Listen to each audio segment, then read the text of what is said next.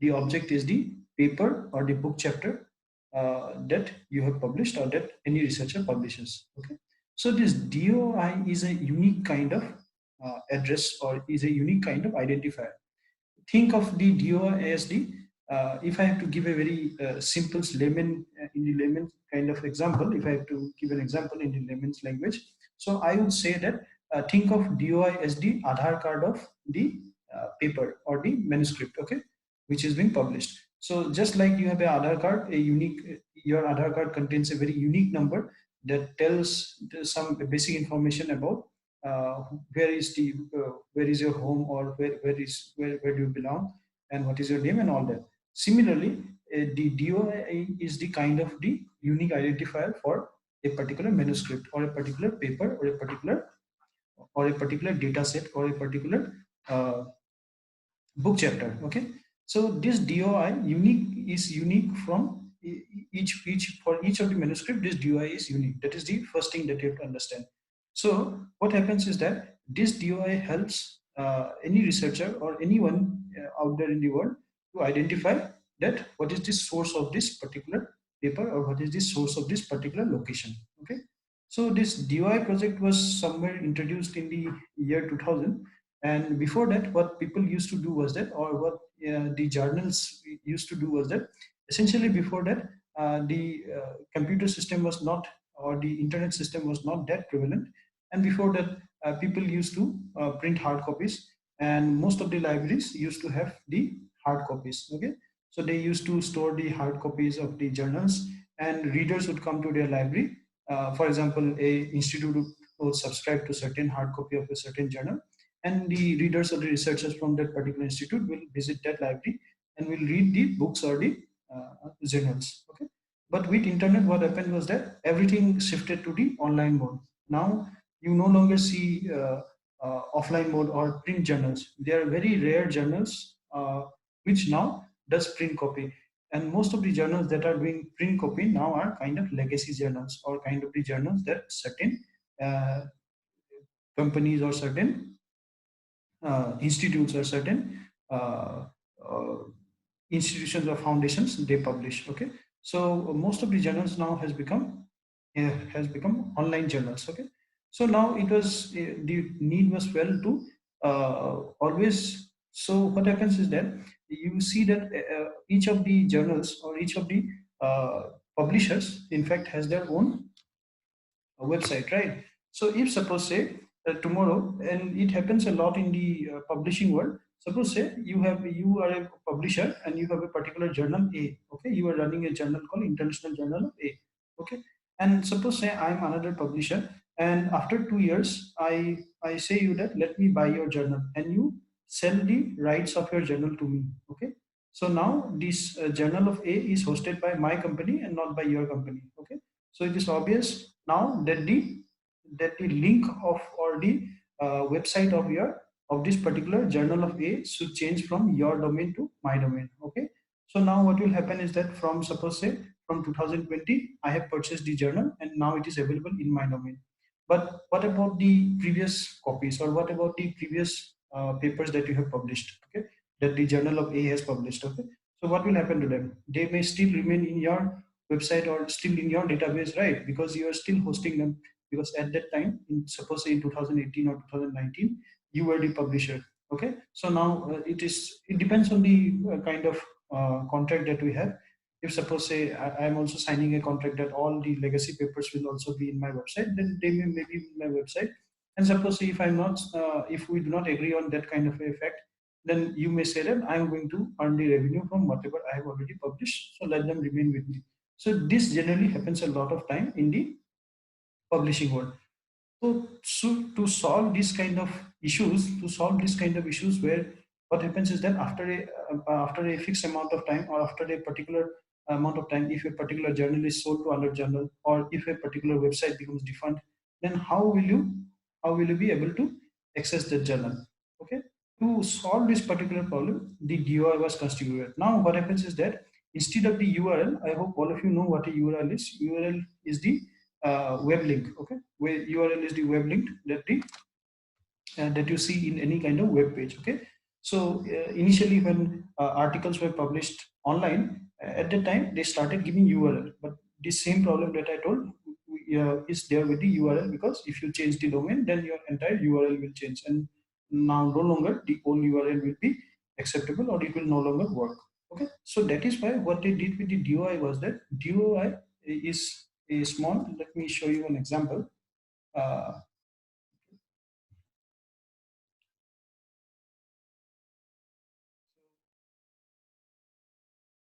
DOI is basically UI is basically a number system, okay, and it is like a web link where it is constantly monitored. Means what happens is that if suppose say one journal is purchased by some other journal, then the DOI is modified. Okay, at all times the name of the DOI or the same DOI will remain, but the metadata that is associated with the DOI is going to change. Okay, what I mean by metadata is that the data that is behind the, or that is on the servers of the DOI. Okay, so at any point of time, even if suppose after 20 years also, if you use the DOI, it will always take you to the uh, it will always take you to the where the web page is or to where the paper is hosted. Okay, it will take you to the exact website where the paper is hosted. Okay, even if the website changes at that time also, this DOI will take you to that place. Okay, to that new website. Okay, so that is why this DOI is very important, because it is a fixed kind of number. Okay, it is a fixed kind of number for any paper, and once you have that number, what you can do is that you can access the journal at all points of time. Okay, or you can access that particular paper at all points of time. So let me give you an example. For example, suppose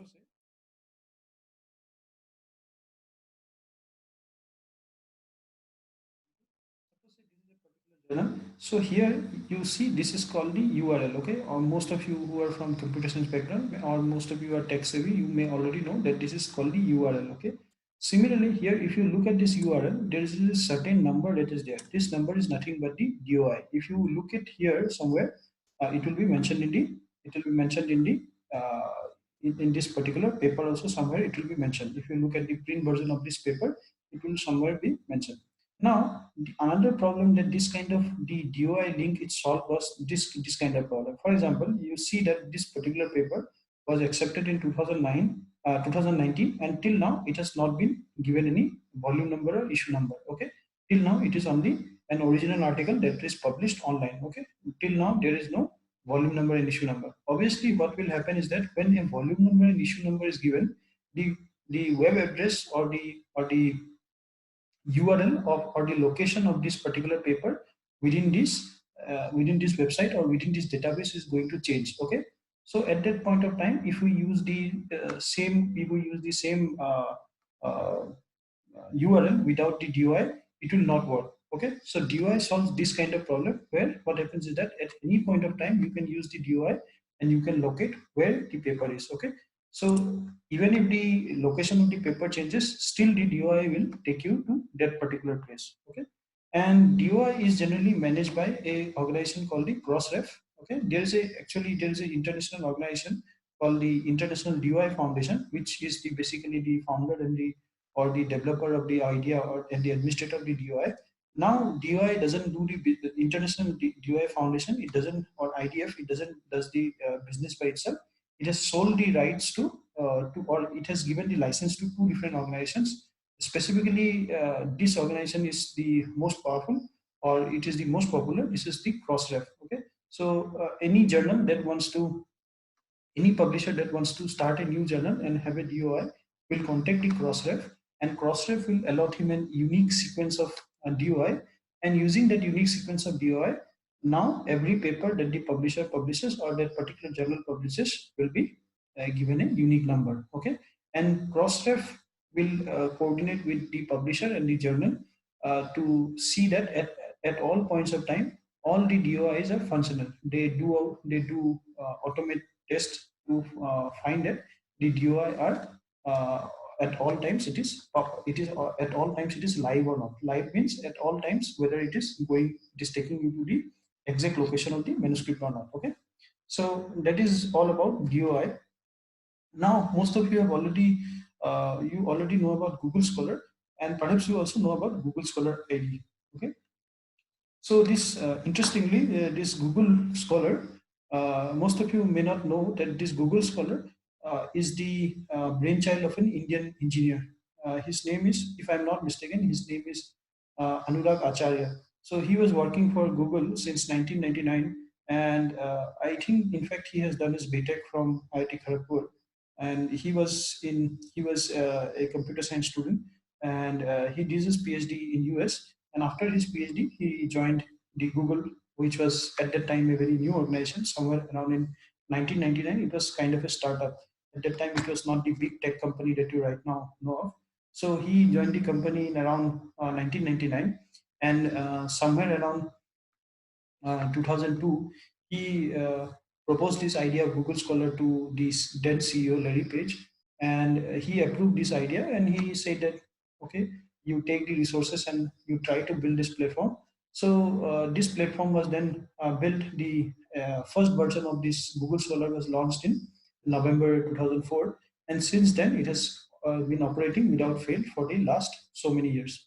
And what you have to understand is that Google Scholar uh, is owned by Google, but it is not limited only. It is kind of a very powerful search engine. Okay, it is a database as well as a powerful search engine, because um, I'll not go into the specifics of what a crawler is and all that. So it uses something called a crawler to crawl to the website, or to crawl to the websites, and it finds all the articles that are there, the primary source articles. It finds out the primary source of articles, and then it provides a link to those articles, and it hosts them in its own database as well as in its search. That is why when you search a particular paper in the Google Scholar, you can find it at all times. Okay, so most people estimate that it has around somewhere around 7 to 8 million somewhere around 60 million, sorry, not 7 to 8 million, somewhere around 60 million papers are there in the Google database, okay, in the Google Scholar database. So basically, the Google Scholar, it helps you in finding the different papers that are out there. It makes the task very easy for you, because if you see before 2004, when Google Scholar was not there, how people used to search for information or for papers was that by going to the individual publishers. For example, you go to the website of publishers like Elsevier or Springer, and you search for information there. Okay.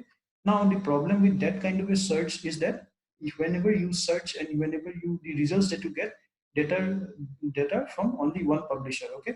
So if you want to do a broad kind of analysis, then, or if you want to obviously you want to read papers from multiple sources, right? So in that case, you have to spend a lot of time going through all these different kinds of websites, and you have to see them individually, and you have to download them individually, and then maybe you spend a lot of time. Essentially, you spend a lot of time in the search of the papers, and finding suitable papers for you. Again, the problem was that there are a number of small publishers, like right. So these publishers are not as big as, suppose, say, Springer or Taylor and Francis or DeVilly. So it becomes very difficult for researchers to go to each and every one of these websites of this particular small publishers and look for the paper. So this fundamental problem in the research community was solved by the launch of Google Scholar. Okay, so now Google Scholar, uh, basically Google Scholar as a search engine, most of you have already used. So in this place, or in this particular session, I'm going to talk about Google Scholar ID. What basically Google Scholar ID is. So let me go to my uh, website, or to my Google Scholar page.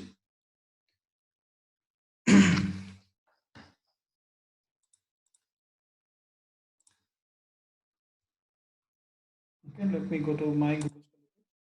Suppose say this is what the typical Google Scholar page of a researcher looks like. Okay, and suppose say even if you do not have a web page, let me just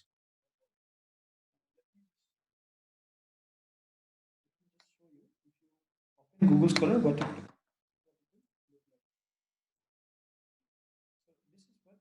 Google Scholar typically will look like. Okay, So essentially, you have something called the My Profile here. Once you build your profile, you can see all the different kinds of facts about your profile here.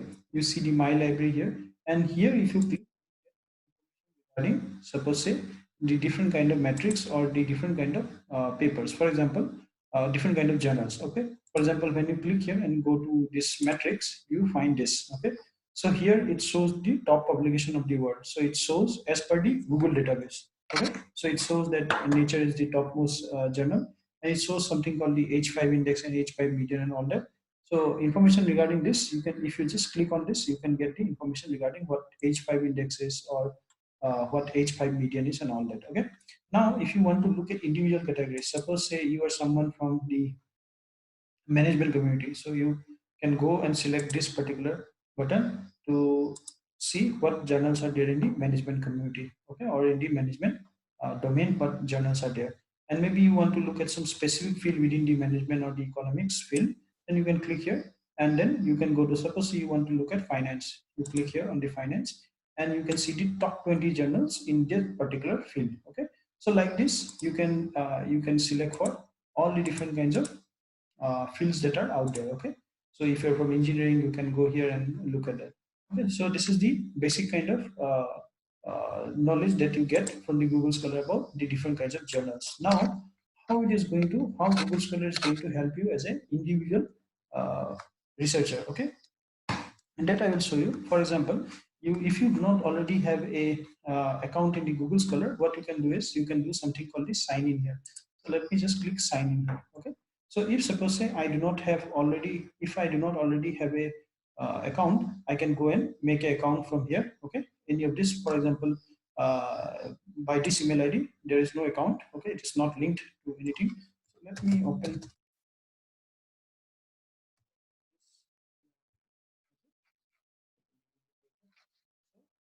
Now, this is typically, once you log in, this is what it will look like, and here it will show your name or the account that you have logged in. Now, what you can do is that you can click on the My Profile. I'm showing you how to formulate, how to get your own Google Scholar ID for the first time, or how to set up your Google Scholar page. Okay, this is what I'm showing you. Okay, now notice this is how you can get your profile in the Google Scholar. Okay. So now, once you log in using your Google, okay, you can go to the profile page, and now I'll set up my profile. I'll write my name, I'll write my affiliation. So let me just, whatever your affiliation is, you can write that. Let me have a account with a different uh, email ID. So anyhow, I'm going to delete this account later. This is, I'm just showing you as dummy account for practice purposes or for demonstration purposes. I'm Scholar page. Okay. So next, what you can do is that you can, again, these are not compulsory. If you want, you can give, and if you are not interested, you may not give. So let me put, suppose a finite element.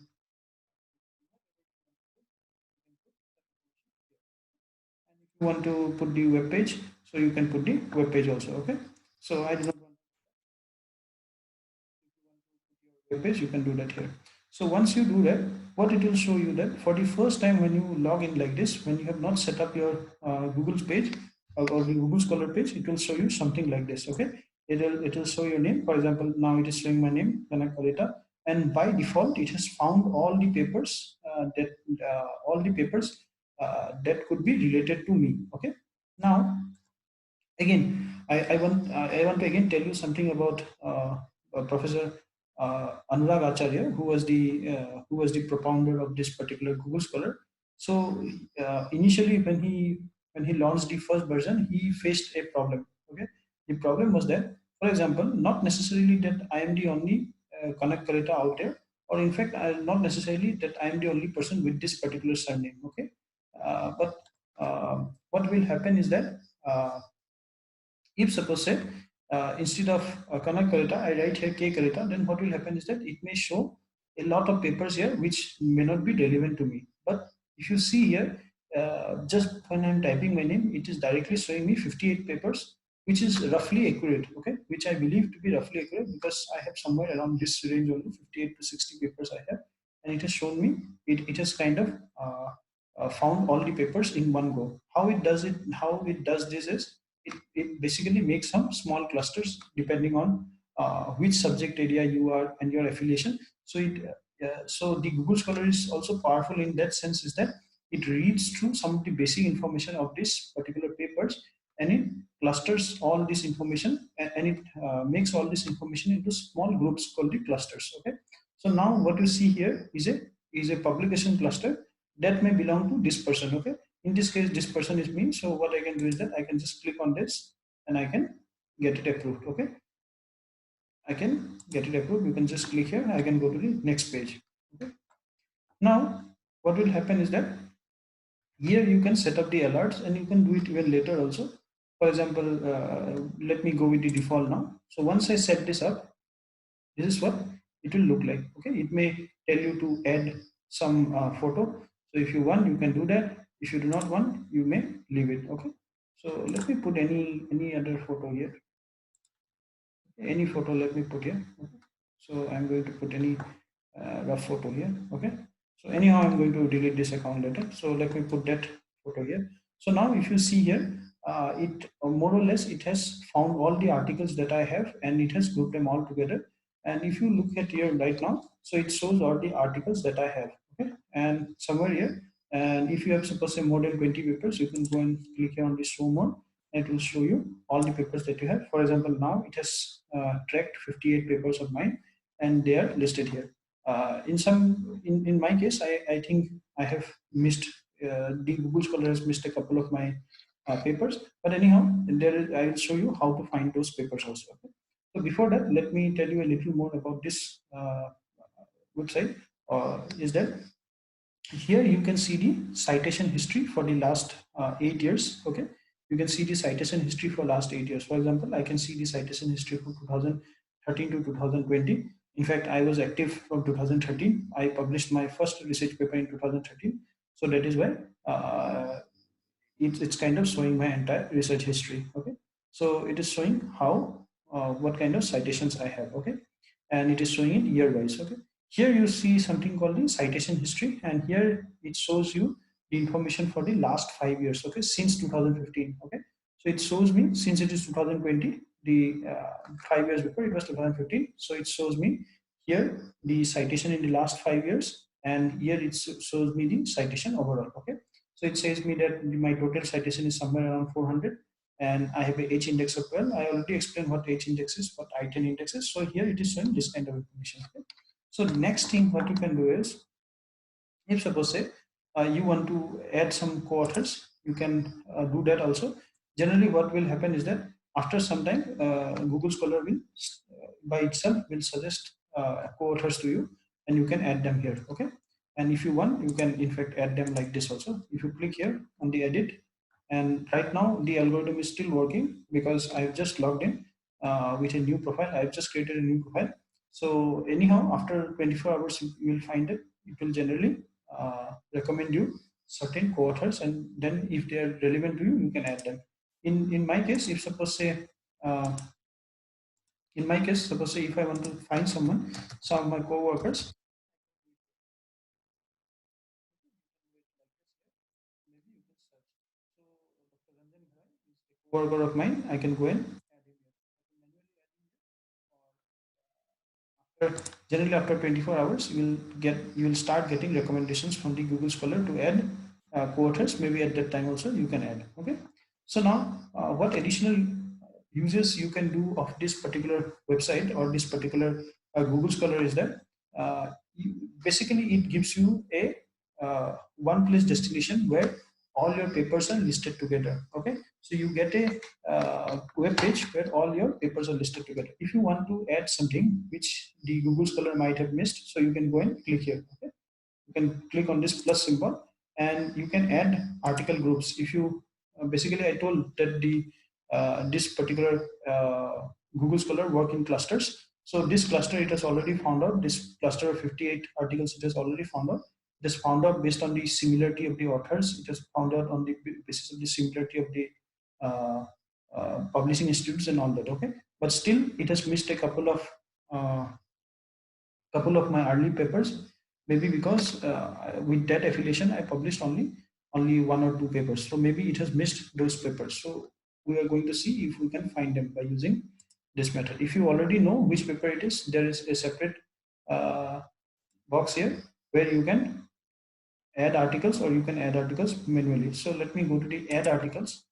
So once I go to the add articles, now it will show me all the papers that has generally this title Kanak Kalita in the paper. So if the paper is already in your profile, it will show here something called in profile.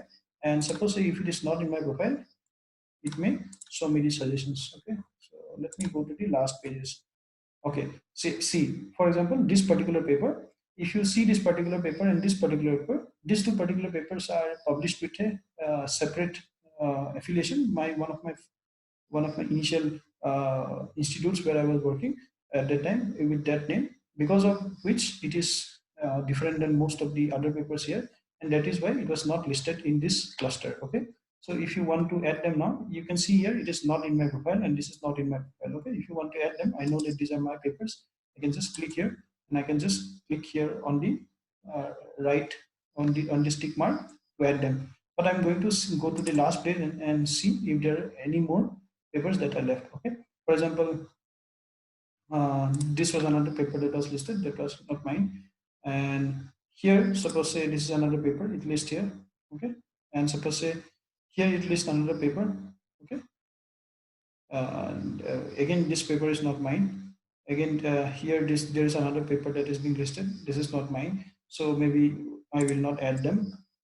And again, some other papers are suggested here. For example, I don't know why Professor Ramachandran's paper is being suggested here to me. So this particular paper is being suggested.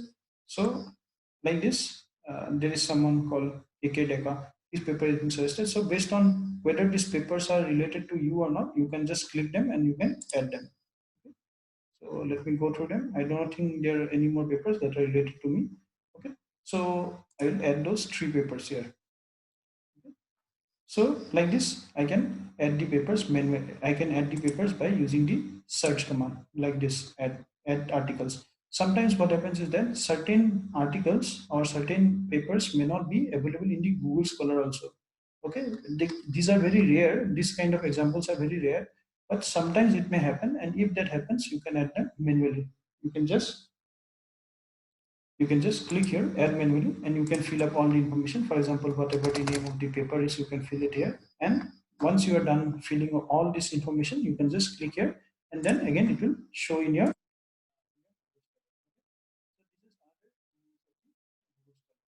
Next, one of the most important uses of this Google Scholar is that a lot of a lot of times you want to use your papers in your citations or maybe in your CV or something. Okay? Or maybe in my, for example, in my case, I have a website here. So in my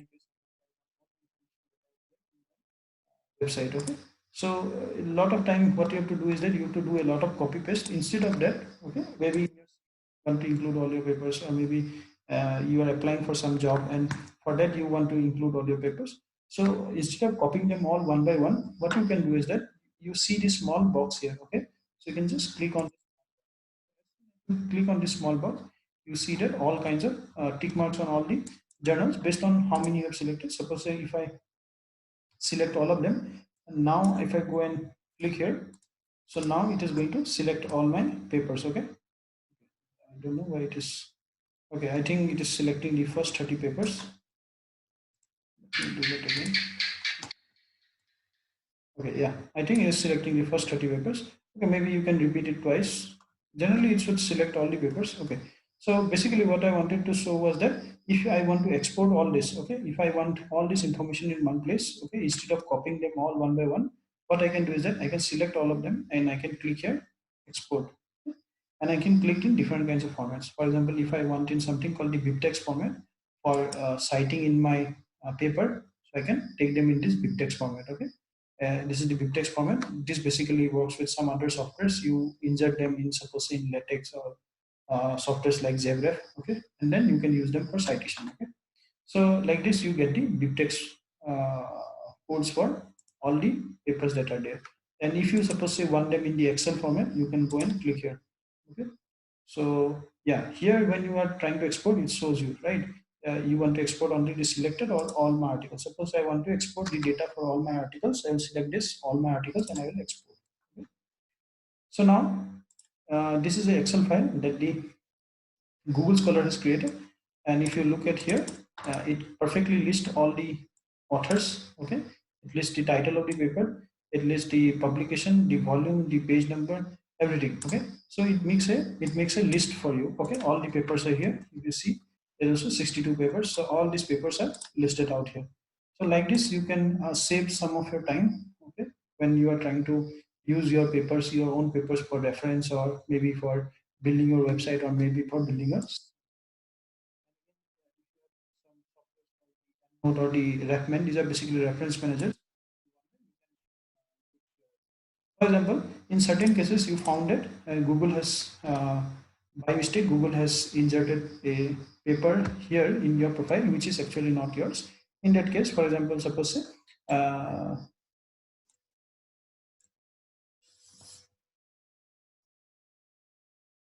suppose say Google has listed this particular paper, which is actually not mine. Actually, it is mine, but I'm just giving an example. Suppose say Google has listed a paper which is not mine and which is not yours, and you want to delete. So what you can do is that you can click here and you can delete. So now it will be deleted from your, or multiples are there. You can just click them. You can just add them, and you can just select them and you can delete. Okay. So once you delete them, they will be no longer shown on your profile. Okay. So like this, you can at all points of time, what you can do is that you can streamline your profile. Okay. And now, what additional information do you get from the Google Scholar is that, say, let me go to Google Scholar. Okay. Obviously, you know that you can do search here. For example, I want to look at some paper. Suppose say uh, on the COVID-19, I want to look on some paper, COVID-19 vaccine. Suppose I want to look on paper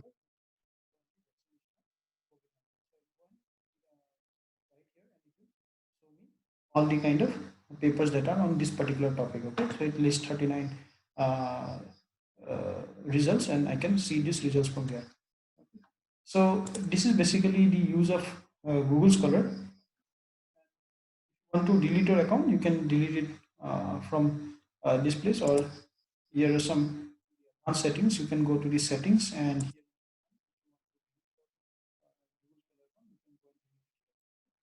here, if you want, suppose say when you are searching the Google Scholar, how many results you want to appear, all these kind of settings you can do from here. Okay, maybe you can go and look at this. Just let me delete this account. I do not want this. Okay, so I'll go and delete my account. So okay, I'm going to delete this account because it's just an account that I created for. Okay, so this is basically the Google Scholar. Okay, and what is the Google Scholar ID? Let me tell you which is the Google Scholar ID. So once you look at a particular researcher, you will find something called here. Here you will find something user equal to something will be given. Okay, and then equal to some language will be given. For example, here it is given in English. So this from U to HL. This is basically my user ID. Okay, so my user ID is from this equal to symbol. Sorry, from this equal to sign, equal to sign to this equal to sign. This is my Google user ID. Okay, like this, you can also get your Google Scholar ID once you make your own profile. Okay, once you make your profile, you can get your Google Scholar ID. Now, next is the Scopus ID. I already explained to you what Scopus is. Scopus is again a database or a abstracting site which is managed by the publisher called Elsevier. It has somewhere around 22,000 active journals. And similarly, in the way that the Google Scholar works, the Scopus also works in that way.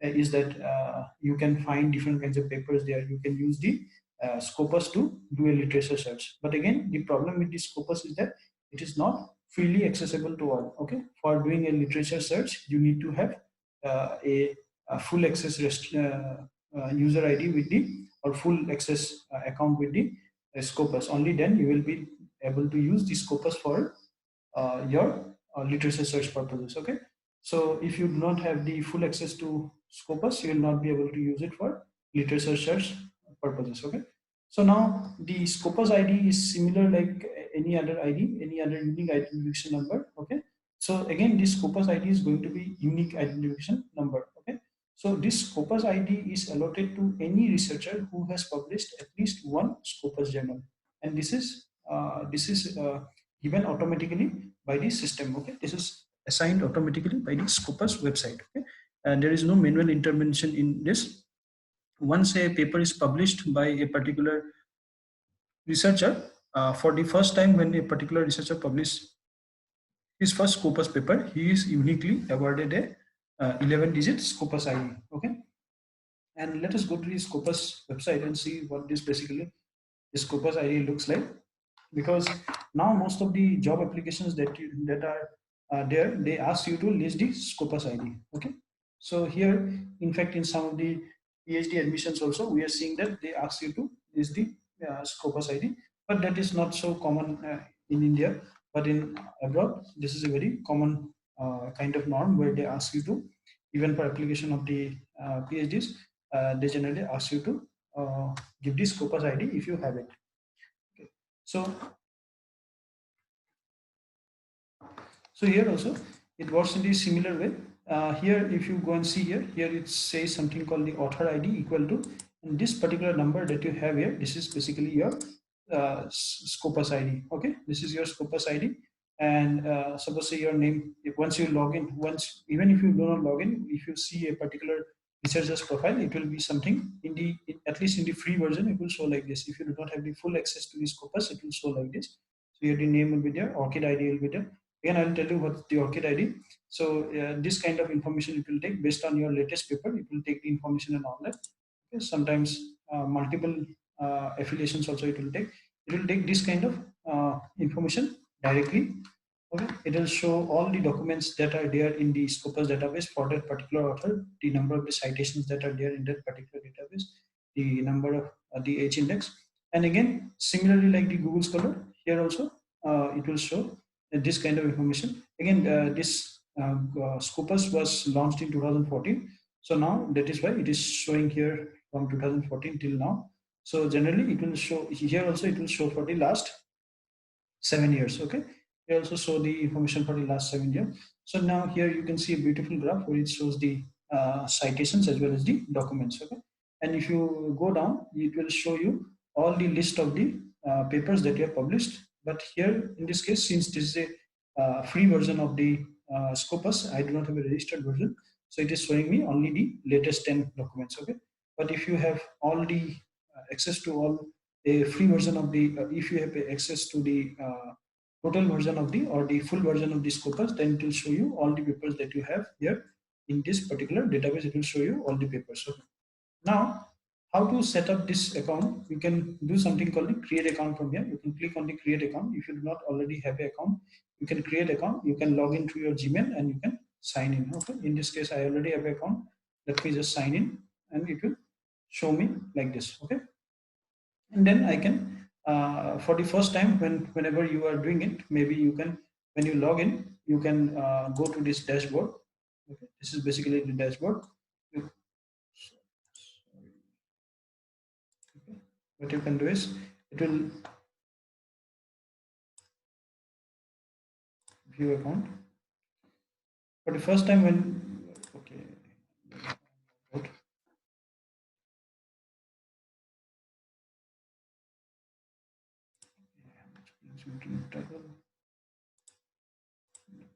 go back there.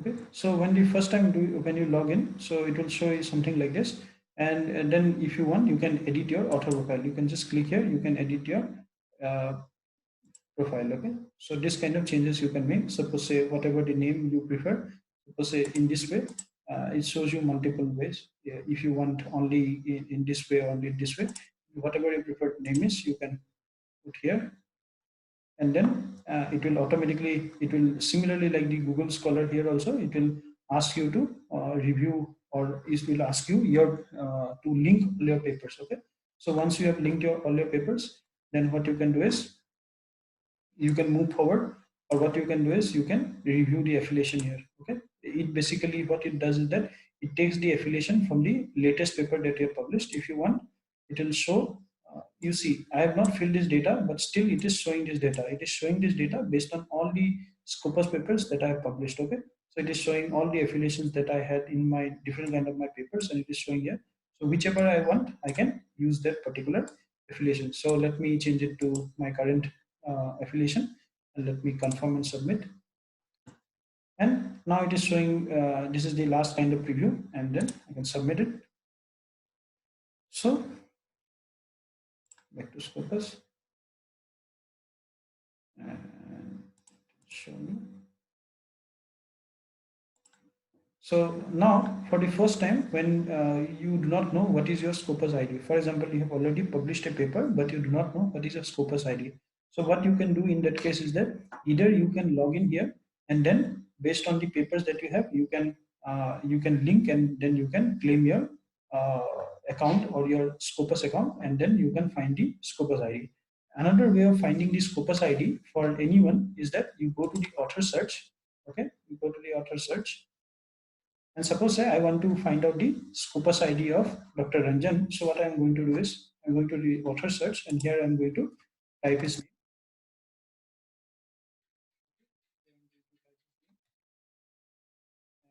Know the affiliation, you can type that also here. And if you do not know, even that will also work. If you know his ORCID ID, you can type it here, and then also you can search very easily. Know only the author's name. So like this, when you search, you find that there are two different profiles. Okay, there are two different profiles, and I think you can visit this profiles.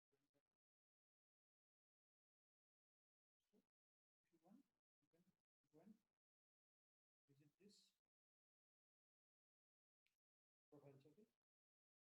can just click here, and it will take you to this profile. And from here, I can find out what is his ORCID ID. His ORCID ID is listed here, and I can find out whatever he has published, and all that kind of information I can find. And here, if you again look at here, this is his uh, uh, uh, this also you can find. Okay, again it links it takes you to the link called the Mendeley. Okay, we'll not go into detail what Mendeley is. Again, that is some additional website where papers are hosted. So so like this way the Scopus works in this way. So you can search for your own profile as well others profile in the Scopus like this. I've already showed you how you can search for different journals here. Okay, basically if you want to search journals, you can use this place here. Okay, so this is basically how you set up the Scopus. And Scopus, you cannot create a Scopus identity but just by yourself. You have to have at least one Scopus paper, then the Scopus ID will be automatically created for you by the